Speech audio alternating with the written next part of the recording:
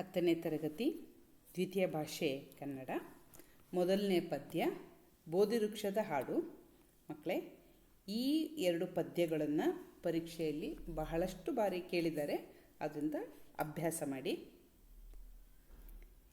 ಏಕಾಂಗಿ ವೀರನಂತೆ ಮಧ್ಯರಾತ್ರಿ ಎದ್ದನು, ಮಡದಿ ಮಗುವ ತೊರೆದನವನು ಅಡವಿ ದಾರಿ ಹಿಡಿದನು. ಅರಮನೆಯ ಮೋಹವನ್ನು ಹರಿದು ಹಾಕಿ ಹೋದನು, ಗೊತ್ತು ಗುರಿಯು ಇಲ್ಲದಂತೆ ಕತ್ತಲಲ್ಲಿ ನಡೆದನು. ಇನ್ನೊಂದ್ಸಲಿ ಗಮನಿಸಿ ಮಕ್ಕಳೇ.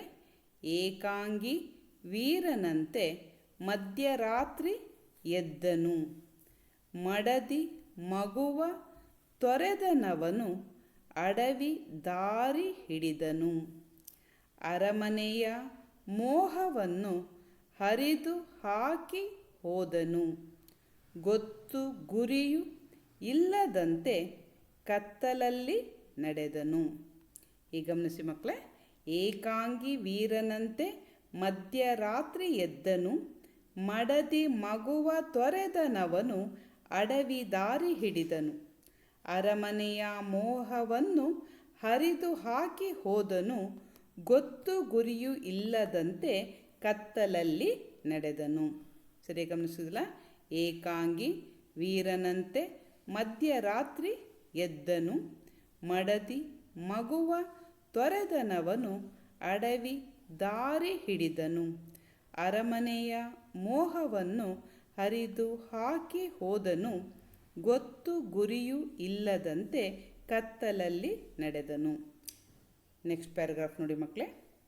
ಕಾಡು ಕಾಡು ಅಲೆದ ಅವಗೆ ನಾಡಿನರ್ಥ ಹೊಳೆಯಿತು, ಕೋಗಿಲೆಯ ಹಾಡದೊಂದು ದೂರದಿಂದ ಕೇಳಿತು.